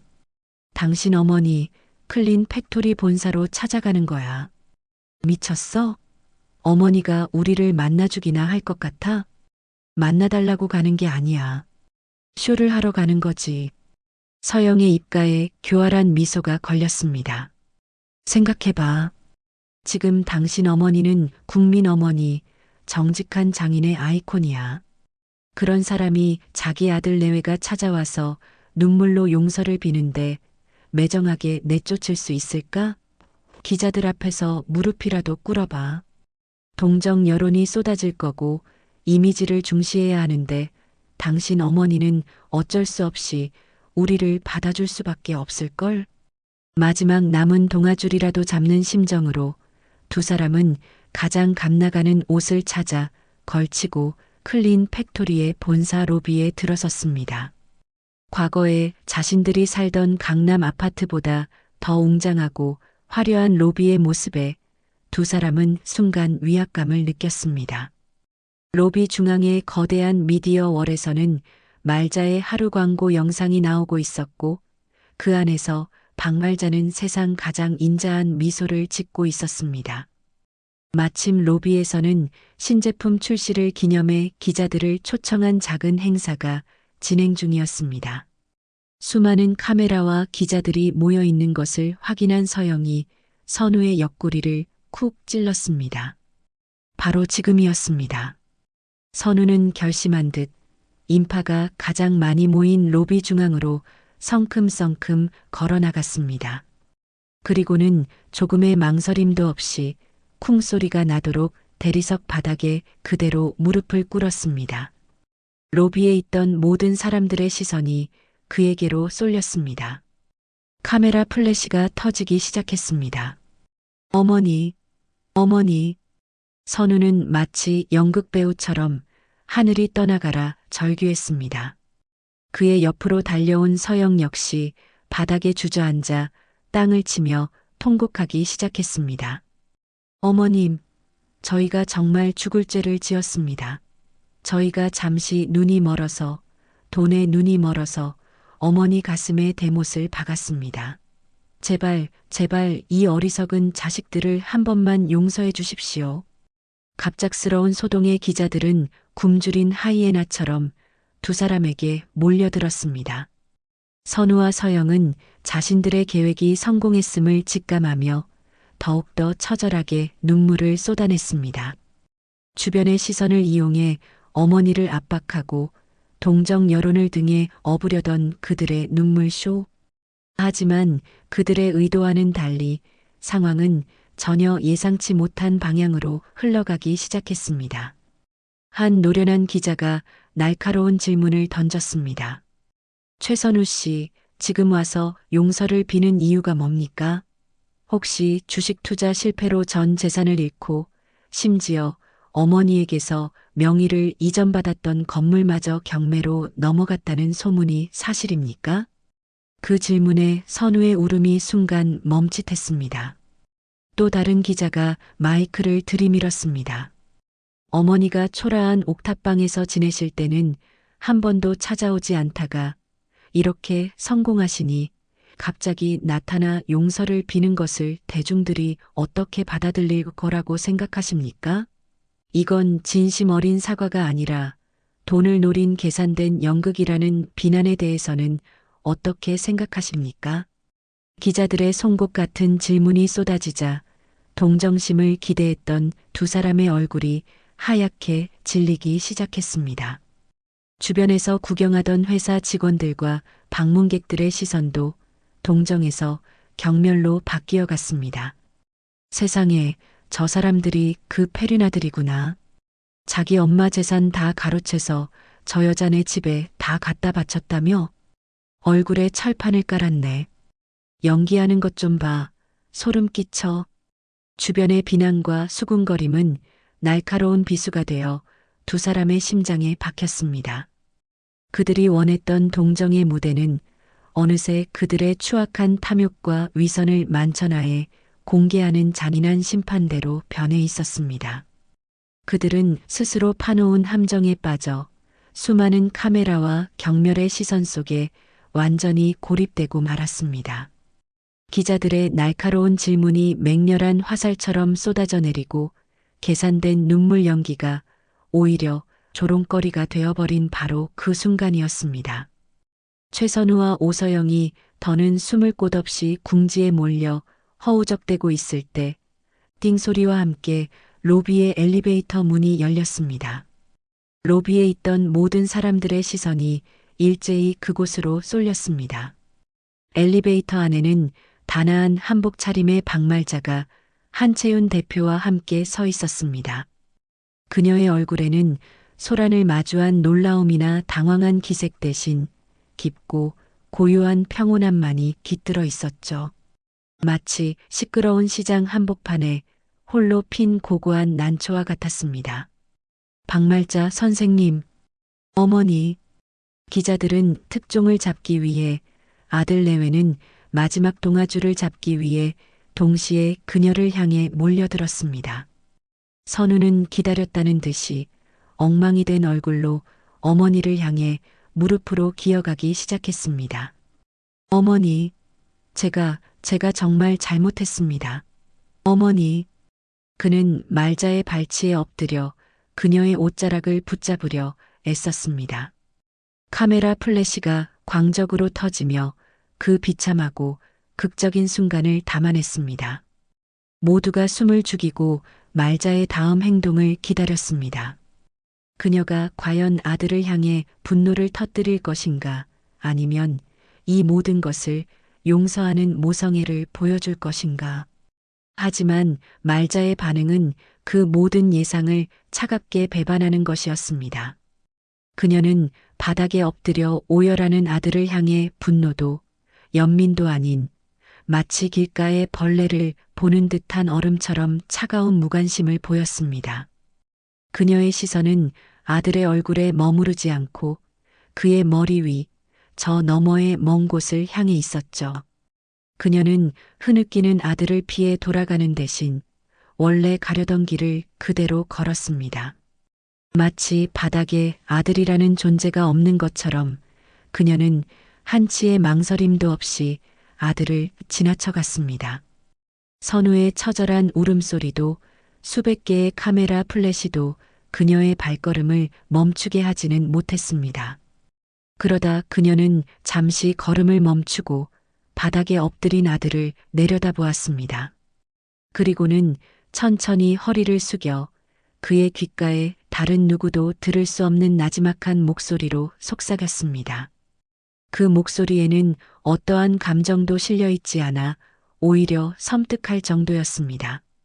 네가 버린 것은 낡고 병든 늙은 엄마가 아니야. 선우의 울음이 순간 멎었습니다. 내 할아버지로부터 물려받아 내 평생을 바쳐 지켜온 이 두 손의 가치, 그 세월의 무게였지. 그걸 알아보지 못한 건 누구의 탓도 아닌 오롯이 너 자신의 책임이다. 그 말을 끝으로 말자는 미련 없이 허리를 폈습니다. 그녀는 단 한 번도 뒤를 돌아보지 않고 자신을 기다리고 있던 한채윤 대표가 있는 곳으로 당당히 걸어갔습니다. 채윤은 말없이 그녀의 곁을 지켰고 두 사람은 함께 엘리베이터에 올랐습니다. 닫힌 버튼이 눌리고 은색 엘리베이터 문이 천천히 그리고 완전히 닫혔습니다. 마치 아들의 존재를 자신의 인생에서 영원히 닫아버리는 하나의 의식처럼 보였습니다. 어머니의 마지막 속삭임은 그 어떤 고함이나 욕설보다도 더 날카로운 비수가 되어 선우의 심장을 관통했습니다. 그는 한동안 넋이 나간 사람처럼 바닥에 엎드려 있었습니다. 계산된 눈물은 진작에 마르고 텅 빈 눈에서는 진짜 절망이 흘러내렸습니다. 카메라 플래시는 여전히 터지고 있었지만 이제 아무런 의미도 없었습니다. 쇼는 끝났고 그는 완벽하게 졌습니다. 그것은 단순히 돈이나 명예를 잃은 것과는 차원이 다른 패배였습니다. 한때 자신의 세상이었던 어머니의 마음속에서 자신의 존재 자체가 완벽하게 지워져 버렸다는 것. 그 끔찍한 진실 앞에서 선우의 영혼은 산산조각 나고 말았습니다. 박말자를 태운 엘리베이터 문이 닫히기도 전에 폭풍은 이미 시작되고 있었습니다. 로비에 있던 누군가가 스마트폰으로 촬영한 생생한 영상이 페르나들의 눈물겨운 쇼라는 자극적인 제목으로 실시간으로 퍼져나갔기 때문이었죠. 전문가용 카메라가 아닌 흔들리는 스마트폰으로 촬영된 날것의 영상은 오히려 더 큰 파급력을 가졌습니다. 영상의 조회수는 기하급수적으로 폭발했고 수만 개의 댓글이 달리기 시작했습니다. 연기 대상감이네. 저렇게 뻔뻔할 수가 있나? 어머니가 평생 모은 재산 들고 도망갈 땐 언제고 이제 와서 돈 냄새 맡고 기어들어온 꼴 좀 봐. 박말자 선생님의 저 무표정이 모든 걸 말해주네요. 저게 진짜 상처받은 부모의 얼굴입니다. 저런 것들은 사회적으로 완전히 매장시켜야 한다. 단 몇 시간 만에 최선우와 오서영은 대한민국에서 가장 파렴치하고 추악한 부부로 낙인 찍혔습니다. 그들이 동정 여론을 얻기 위해 벌였던 최후의 발악은 오히려 그들의 사회적 생명줄을 완전히 끊어버리는 날카로운 단두대가 되어 돌아온 것입니다. 그날 밤 곰팡내 나는 반지하 방으로 돌아온 두 사람 사이에는 더 이상 어떤 위선도 남아있지 않았습니다. 서로를 바라보는 눈에는 경멸과 증오만이 이글거렸죠. 다 당신 때문이야. 어설픈 연기나 하니까 이 꼴이 된 거 아니야. 서영이 삿대질을 하며 악을 썼습니다. 그녀의 얼굴에서는 더 이상 눈물 한 방울도 찾아볼 수 없었습니다. 뭐, 이게 내 탓이야? 기자들 앞에서 무릎 꿇고 쇼하자고 계획 짠 게 누군데. 선우 역시 핏발이 선 눈으로 맞받아쳤습니다. 그럼 내가 시키는 대로 제대로 했어야지. 그렇게 어정쩡하게 우는 척이나 하니까 기자들이 눈치챈 거잖아. 당신 어머니가 뭐라고 속삭였어? 그때 당신 표정 완전 넋이 나갔던데. 닥쳐. 네가 뭔데 우리 엄마에 대해서 함부로 말해. 우리 엄마, 이제 와서 엄마 소리가 나와? 당신은 그냥 돈밖에 모르는 기생충이야. 이게 정말. 두 사람은 서로의 머리채를 잡고 물건을 집어 던지며 짐승처럼 싸웠습니다. 사랑으로 시작했던 관계의 마지막은 서로의 실패를 탓하며 모든 것을 물어뜯는 추악한 파멸뿐이었습니다. 그날 밤 서영은 자신의 짐을 챙겨 말없이 집을 나갔고 두 사람은 다시는 서로를 보지 않았습니다. 그들의 이혼 서류는 그들이 함께 저질렀던 탐욕스러운 범죄에 대한 유일한 공동명의 문서가 되었습니다. 그 후 선우의 삶은 걷잡을 수 없이 무너져 내렸습니다. 페류나라는 꼬리표는 그가 가는 곳마다 따라다녔고 그는 더 이상 제대로 된 직장을 구할 수 없었습니다. 결국 그는 하루 벌어 하루 먹고 사는 막노동판을 전전하는 신세가 되었습니다. 어머니의 희생으로 얻었던 명문대 졸업장도 한때 번듯했던 외모도 아무런 소용이 없었죠. 먼지 가득한 공사장에서 컵라면으로 끼니를 때우던 어느 날 그의 눈앞으로 박말자의 얼굴이 인쇄된 광고버스가 지나갔습니다. 버스 광고 속 어머니는 세상 가장 따뜻한 미소를 짓고 있었습니다. 선우는 마치 불에 댄 듯 화들짝 놀라 고개를 숙였습니다. 어머니의 성공은 이제 그에게 영원히 지워지지 않을 주홍글씨이자 스스로 걷어찬 행복에 대한 잔인한 증거가 되어 그를 평생 괴롭혔습니다. 오서영 역시 마찬가지였습니다. 그녀는 사람들의 손가락질과 비난을 피해 이름도 바꾸고 얼굴에 손을 댄 채 어둠 속으로 자취를 감추었습니다. 한때 화려한 인플루언서였던 그녀의 SNS 계정은 악성 댓글로 도배되었고 그녀의 과거 사진들은 만나면 안 될 관상이라는 제목으로 인터넷을 떠돌았습니다. 박말자는 그들의 소식에 단 한 번도 귀를 기울이지 않았습니다. 그들의 몰락에 대해 묻는 기자들의 질문에도 그저 침묵으로 일관했죠. 그녀는 아들 내외의 파멸을 위해 단 1원의 돈도 1초의 시간도 단 한 톨의 감정도 쓰지 않았습니다. 그들은 박말자의 복수로 무너진 것이 아니었습니다. 오롯이 자신들이 짚혔던 탐욕과 어리석음이라는 거대한 불길 속으로 스스로 뛰어들어 타버린 것뿐이었습니다. 그렇게 세상의 기억 속에서 두 사람은 서서히 그러나 완벽하게 지워져 갔습니다. 아들과 며느리의 추악한 소동이 폭풍처럼 휩쓸고 지나간 후 1년이라는 시간이 흘렀습니다. 세상의 모든 소음이 가라앉고 사람들의 기억 속에서 그들의 이름이 희미해질 무렵 말자는 강남의 화려한 펜트하우스가 아닌 경기도 외곽의 햇살이 가득 들어오는 널찍한 작업실에 서 있었습니다. 그녀는 말자의 하루의 성공으로 얻은 막대한 부를 자신을 위해 쓰지 않았습니다. 대신 잊혀가는 대한민국의 수많은 장인들을 후원하고 그들의 전통 기술을 현대적으로 계승 발전시키는 무지개 재단을 설립하는 데 모든 것을 쏟아부었죠. 이곳은 바로 그 재단의 심장이자 새로운 희망이 자라나는 공간이었습니다. 작업실 내부는 오래된 것과 새로운 것이 아름다운 조화를 이루고 있었습니다. 한쪽에서는 젊은 장인들이 천연 쪽물을 들여 옷감을 염색하고 있었고 다른 한쪽에서는 디자이너들이 컴퓨터로 전통 문양을 현대적인 패턴으로 재창조하고 있었습니다. 그리고 그 모든 과정을 박말자는 어머니처럼 따뜻하고 대가처럼 예리한 눈으로 지켜보고 있었습니다. 그녀의 곁에는 이제 풋내를 벗고 재단의 유능한 미디어 팀장이 된 이민호가 든든하게 자리하고 있었습니다. 이사장님, 지난번 우리가 후원했던 나전칠기 장인 할아버지의 작품이 뉴욕 메트로폴리탄 박물관에 전시되는 게 확정됐다고 연락 왔습니다. 민호가 태블릿 PC를 보여주며 자랑스럽게 보고했습니다. 그래, 참 잘된 일이구나. 그 양반 평생을 자기만 보고 사셨는데 이제야 세상이 그 가치를 알아주는구나. 다 이사장님 덕분입니다. 저희 미디어 팀에서 제작한 할아버지의 유튜브 다큐멘터리가 해외에서 먼저 터졌거든요. 아니다. 나는 그저 멍석만 깔아준 것뿐이지.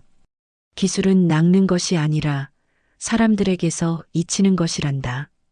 우리는 그저 그 잊히는 길목을 지키는 문지기 같은 사람들이야.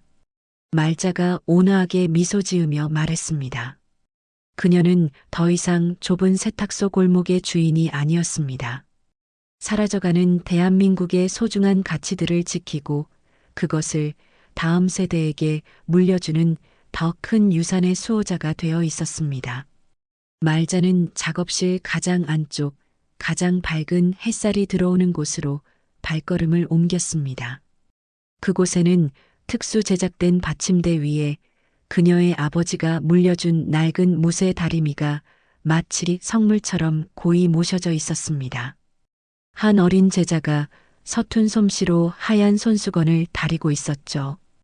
아직도 힘이 너무 많이 들어가는구나. 말자가 소녀의 뒤로 다가가 떨리는 아이의 손 위로 자신의 주름진 손을 부드럽게 포겠습니다. 자, 느껴보렴. 다리미는 팔의 힘으로만 미는 것이 아니란다. 어깨부터 손목까지 온몸에 무게를 실어서 지그시 누르며 나아가는 것이지. 두 사람의 손에 쥔 무쇠 다리미가 옷과 위를 부드럽게 미끄러졌습니다. 아들에게 물려주려다 끝내 실패했던 그녀의 진짜 유산은 이제 핏줄이 아닌 마음으로 이어진 새로운 세대에게 성공적으로 이어지고 있었습니다. 피로 맺어진 인연이 끊어진 바로 그 자리에서 뜻으로 이어진 더 넓고 깊은 인연이 새롭게 움트고 있었습니다. 다리미질은 말이다. 단순히 주름을 펴는 일이 아니야. 옷에 담긴 사람의 마음을 어루만져주는 일이란다. 그러니 늘 정성을 다해야 해. 다리미는 무게로만 다리는 게 아니라 이 마음으로 다리는 것이거든. 아버지에게 들었던 말을 그녀는 이제 자신의 제자에게 그대로 속삭여주고 있었습니다. 어린 제자의 눈이 존경심으로 반짝였습니다. 그 모습을 지켜보는 말자의 얼굴에는 복수의 통쾌함이나 성공의 교만함은 찾아볼 수 없었습니다. 대신 무언가를 창조하고 그것을 아낌없이 나누는 사람만이 가질 수 있는 깊고 평온한 미소가 가득했습니다. 따스한 오후의 햇살이 세월의 무게를 이겨낸 늙은 장인의 얼굴과 이제 막 꿈을 키우기 시작한 어린 제자의 얼굴 위로 공평하게 쏟아져 내리고 있었습니다. 오늘 이야기 어떠셨나요? 혹시 끝까지 함께 해주신 분이 계시다면 잘 들었다고 댓글 하나만 남겨주세요. 여러분에게도 따뜻하고 빛나는 날들이 찾아올 거예요. 구독과 좋아요는 다음 이야기를 이어가는 큰 힘이 됩니다. 지금까지 오늘도 사연이었습니다. 더 깊고 따뜻한 이야기로 다시 찾아뵐게요.